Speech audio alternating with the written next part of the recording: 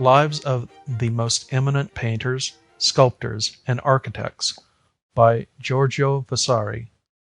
Lives of Giovan Francesco Penni of Florence, called Il Fattore, and of Pellegrino da Modena. Painters. Giovan Francesco Penni, called Il Fattore, a painter of Florence, was no less indebted to fortune than he was to the goodness of his own nature, in that his ways of life, his inclination for painting, and his other qualities brought it about that Raphael da Urbino took him into his house and educated him together with Giulio Romano, looking on both of them ever afterwards as his children, and providing at his death how much he thought both of the one and of the other, by leaving them heirs to his art and to his property alike. Now Giovan Francesco, who began from his boyhood, when he first entered the house of Raffaello, to be called Il Fattore, and always retained that name, imitated in his drawings the manner of Raffaello, and never ceased to follow it, as may be perceived from some drawings by his hand that are in our book. And it is nothing wonderful that there should be many of these to be seen, all finished with great diligence, because he delighted much more in drawing than in colouring. The first works of Giovan Francesco were executed by him in the Papal Loggie at Rome, in company with Giovanni da Udine, Perino del Vaga, and other excellent masters, and in these may be seen a marvellous grace, worthy of a master striving at perfection of workmanship. He was very versatile, and he delighted much in making landscapes and buildings. He was a good colourist in oils, in fresco, and in distemper, and made excellent portraits from life, and he was much assisted in every respect by nature, so that he gained great mastery over all the secrets of art without much study. He was a great help to Raffaello, therefore, in painting a large part of the cartoons for the tapestries of the Pope's chapel and of the consistory, and particularly the ornamental borders.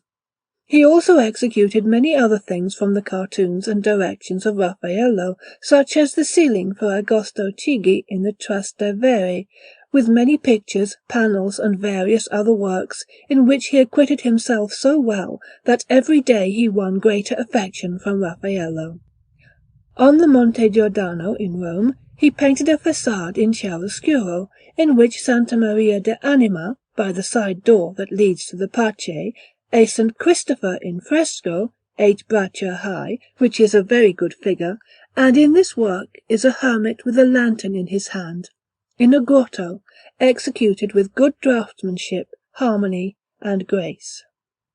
Giovan Francesco then came to Florence, and painted for Lodovico Capponi at Montughi, a place without the Porta a San Gallo, a shrine with a Madonna, which is much extolled. Raffaello having meanwhile been overtaken by death, Giulio Romano and Giovan Francesco, who had been his disciples, remained together for a long time, and finished in company such of Raffaello's work as had been left unfinished, and in particular those that he had begun in the Vigna of the Pope, and likewise those of the great hall in the palace, wherein are painted by the hands of these two masters the stories of Constantine, with excellent figures, executed in an able and beautiful manner, although the invention and the sketches of these stories came in part from Raffaello. While these works were in progress, Perino del Vaga, a very excellent painter, took to wife a sister of Giovan Francesco, on which account they executed many works in company.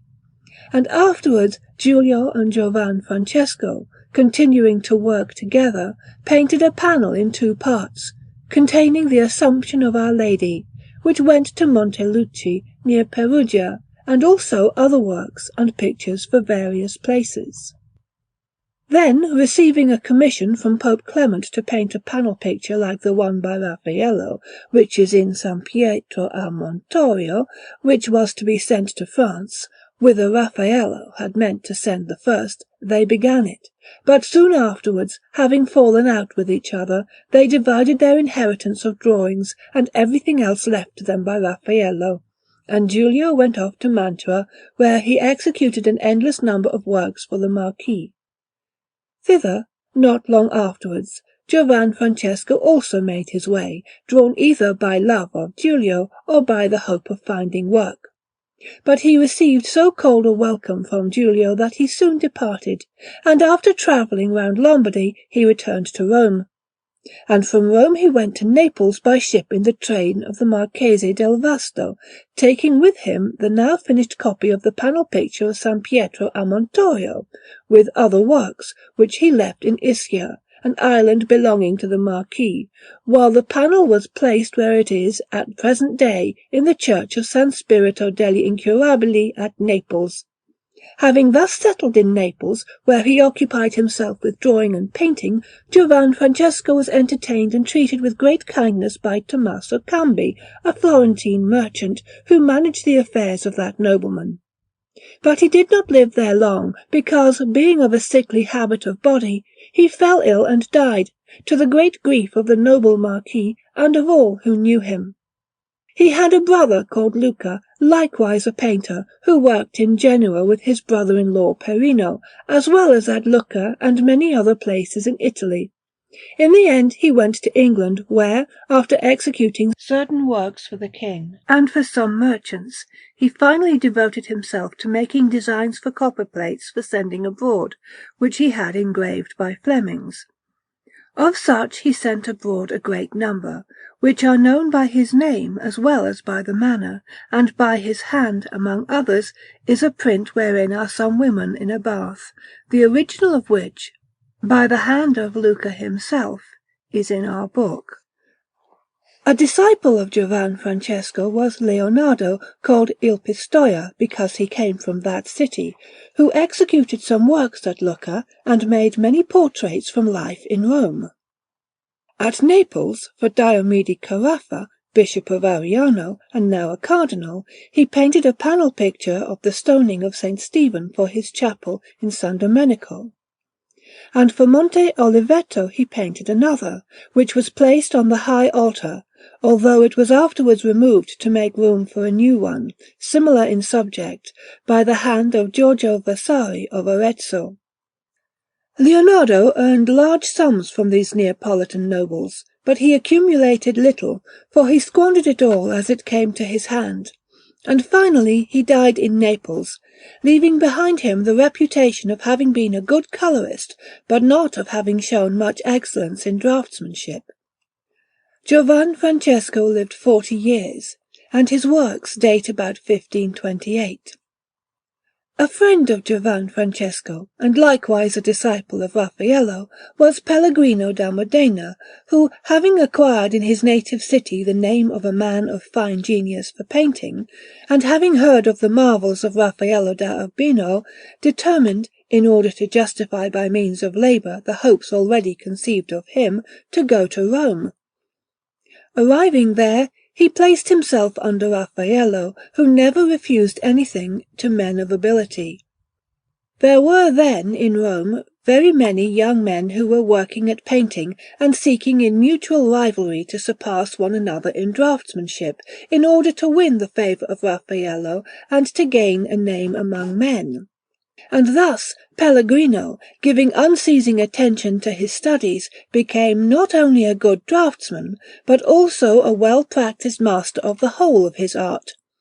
And when Leo X commissioned Raffaello to paint the loggie, Pellegrino also worked there, in company with the other young men, and so well did he succeed, that Raffaello afterwards made use of him in many other things. He executed 3 figures in fresco in San Eustachio at Rome, over an altar near the entrance into the church, and in the church of the Portuguese, near the Scrofa, he painted in fresco the chapel of the high altar as well as the altarpiece. Afterwards, Cardinal Alborense, having caused a chapel richly adorned with marbles to be erected in San Jacopo, the church of the Spanish people, with a St. James of marble by Jacopo Sansovino, 4 braccia and a half in height, and much extolled. Pellegrino painted there in fresco the stories of that apostle, giving an air of great sweetness to his figures in imitation of his master Raffaello, and designing the whole composition so well that the work made him known as an able man with a fine and beautiful genius for painting. This work finished, he made many others in Rome, both by himself and in company with others. But finally, when death had come upon Raffaello, Pellegrino returned to Modena, where he executed many works.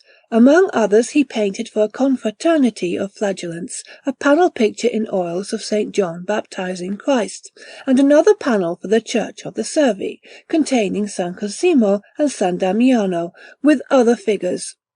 Afterwards, having taken a wife, he had a son, who was the cause of his death.